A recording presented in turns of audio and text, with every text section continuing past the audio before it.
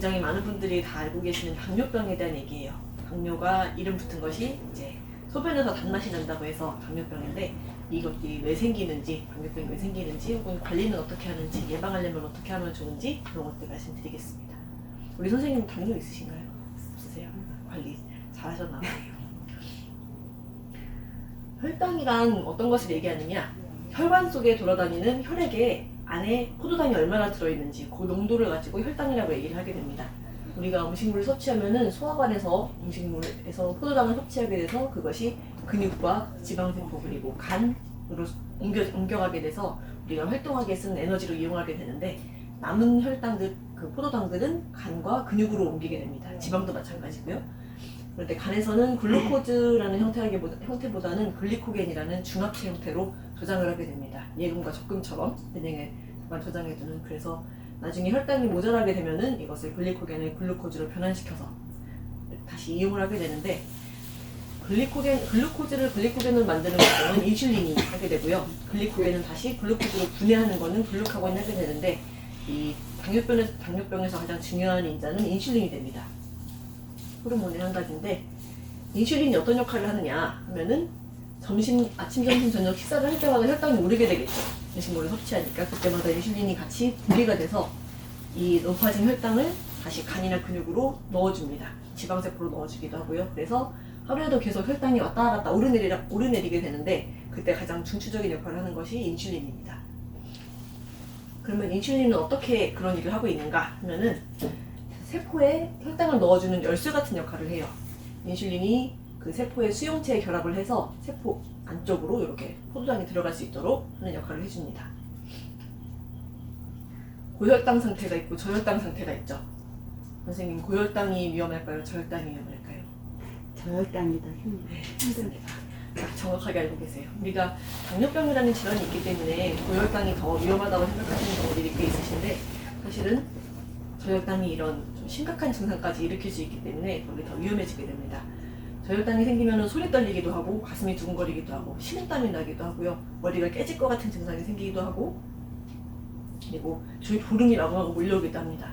그리고 이게 점점 좀 심각한 상태로 저혈당이 빠지게 되면은 나중에는 창란 증세나 혹은 혼수 상태까지 올 수 있게 돼요. 그래서 이거는 꼭 주의를 해주셔야 되고, 당뇨병이 있으신 분들께서는 꼭 그때그때 혈당 체크를 좀 잘 해주셔서 이런 상태까지 가지 않도록 주의를 해주셔야 됩니다.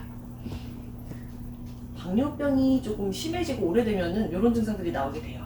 보통은 증상들이 없다는 것이 사실은 더 문제인데, 좀 심해지면은 체중이 막 급격하게 감소한다든지, 소변이 계속해서 나온다든지, 입이 마르다든지, 혹은 계속 피로하게 된다든지, 눈이 사물이 이렇게 겹쳐 보인다든지, 흐리게 보인다든지, 이런 증상들이 생기게 됩니다. 겹쳐 보이는 건 아니고 흐려 보이는 거예요. 그러면은 당뇨병은 어떻게 진단을 하느냐? 얘가 그때그때 혈당을 체크를 하는 그런 것이 있고, 3개월간의 평균치로 혈당의 평균치를 재는 것이 있는데, 그때그때 나타나는 혈당은 80에서 140 혹은 150까지를 정상 상태로 봅니다. 그 사이를 왔다 갔다 해야 정상으로 보는 거죠. 공복 시에는 80에서 100이 정상이고요. 그리고 식사 후 2시간까지는 120에서 140, 이 정도를 정상으로 봅니다. 그리고 그 이상으로 공복 혈당의 126 이상, 그리고 그 2시간 후에 혈당이 200 이상인 경우를 당뇨병이라고 얘기를 하는데, 한순간 이렇게 높아졌다고 해서 당뇨병이라고 얘기를 하진 않아요. 한 2, 3개월 정도의 평균적인 그 수치가 계속 높을 때 그것을 당뇨병이라고 얘기를 하는데, 일시적으로는 누구든지 이렇게 높아질 수 있기 때문에 그렇습니다.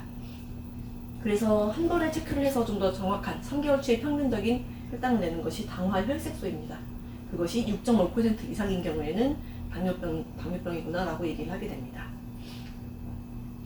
당뇨병에는 두 가지가 있어요. 1형 당뇨병이 있고 2형 당뇨병이 있는데, 우리가 보통 알고 있는 당뇨병은 대부분 2형 당뇨병이 많습니다.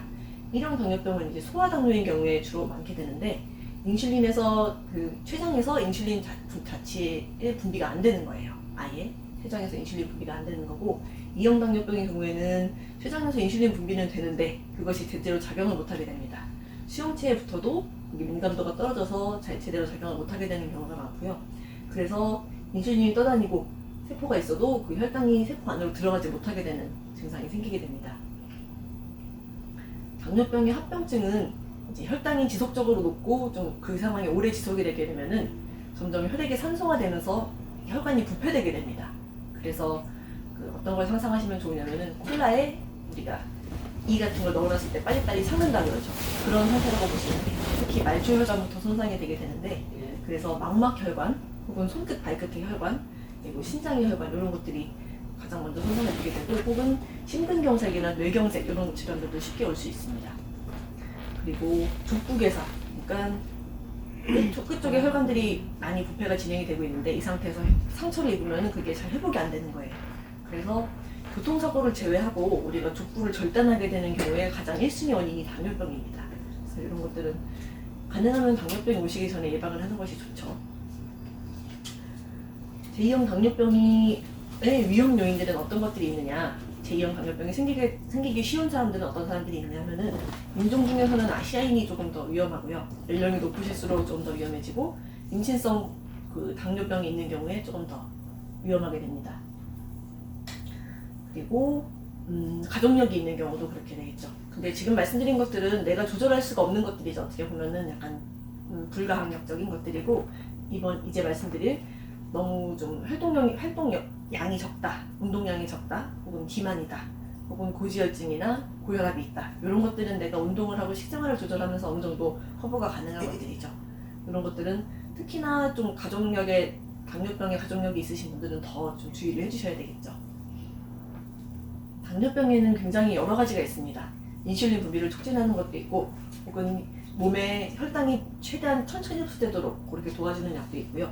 여러 가지가 있는데, 그 중에서 특히 이렇게 인슐린 저항성을 개선하는, 좀 더 혈당을 천천히 흡수하게 해주는 그런 약들이 메트포르민이 가장 먼저 쓰이게 됩니다. 그런데 이 약이 사실 발암 위험성이 있다고 알려지면서 조금 꺼려지는 경향이 있기는 한데, 나중에는 이제 여기 안 듣게 되면 인슐린 분비를 촉진하는 약을 쓰게 돼요. 그런데 우리가 사실은 인슐린 자체가 분비되지 않는 게 아니고 인슐린 저항성이 문제가 되는 것인데, 그러니까 인슐린이 세포로 혈당을 넣게 하는 그 작용이 모자라서 그런 것인데, 지금 췌장을 쥐어짜는 격이 되는 거죠. 그렇기 때문에 나중에는 이것도 안 들으면은 결국은 인슐린 주사를 맞게 됩니다. 몇 단위로 배에다가 이렇게 주사를 하게 되는데, 가장 좋은 것은 이렇게 좀 심각한 상황까지 가기 전에, 당뇨병이라고 진단을 받기 전에 그걸 먼저 예방하는 것이 가장 좋습니다. 그 상태로 가기 전에 전 단계로 갔다 싶었을 때 운동과 식생활을 통해서 막아주는 것이 좋습니다. 혈당이 그러면 왜 오르게 되는 것인가? 그걸 예방을 하려면은 혈당이 왜 오를까요, 선생님? 뭐 여러 가지 그렇죠. 여러 가지 요인이 있습니다. 맞습니다. 사실은 혈당이 수치가 오르는 것 자체가 문제가 아니고, 우리 몸이 혈당을 올리게 되는 것은 내 몸 곳곳에 그 에너지를 전달해주기 위해서인데, 우리 몸에 어떻게 보면 원료가 포도당인데요. 그 포도당이 뇌까지 혹은 손끝 발끝까지 전달이 잘 되게 하기 위해서 혈당을 올리는 것인데, 그 몸 상태 자체가 좀 문제가 됩니다. 말초 혈액순환이 안 된다든지, 그런 스트레스를 많이 받는다든지, 그런 몸 상태 때문에 혈당을 올리게 되는 거예요. 그래서 어떻게 보면은 혈당이 올라가는 것도 내 몸이 적응하는 과정의 한 가지라고 볼 수가 있습니다. 그래서 가장 중요한 것은 혈당이 오르기 전에 내 몸을 변화시키는 것이 되겠죠.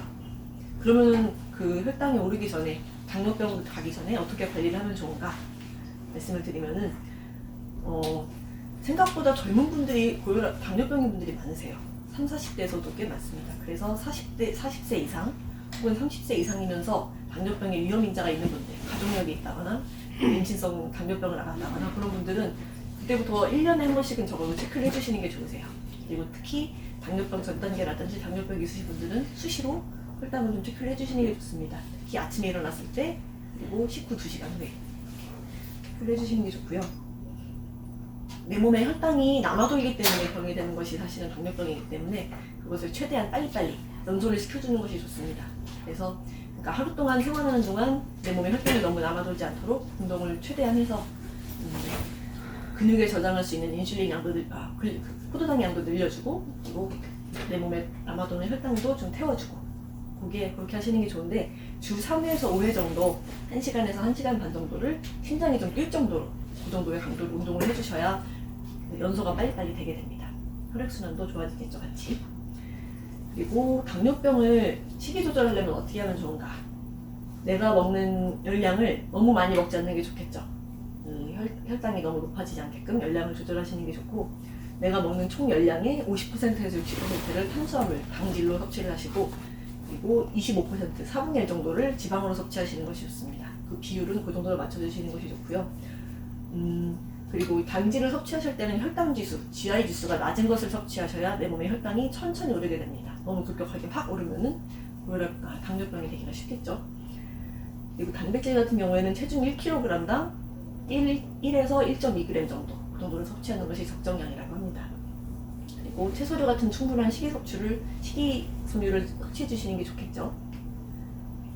우리 몸이 너무 지방이 많으면은 인슐린 저항성이 올라가게 됩니다. 그러니까 인슐린이 있어도 작용을 제대로 못하게 된다는 말씀이죠.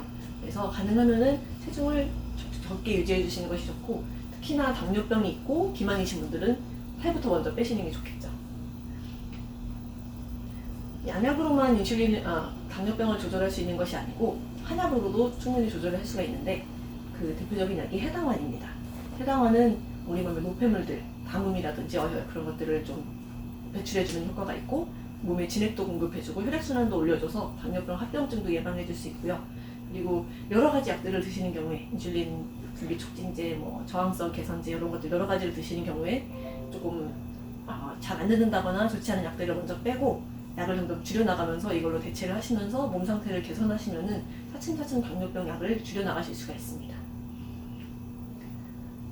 그래서 말씀드린 것처럼 영양분이 되기도 하고, 그리고 혈액순환을 시키기도 하고, 노폐물을 배출시키기도 하고, 여러 가지 약재로 되게 균형 있게 이렇게 구성이 되어 있습니다. 내가 최근에 원래는 안 그랬는데 혈당이 조금씩 높아져요. 가족력이 있어요. 그리고 당뇨병이 잘 조절이 안 돼요. 약을 먹고 있는데도 조절이 잘 안 돼요. 이런 경우에는 어디서 상담을 받으시면 좋으실까요?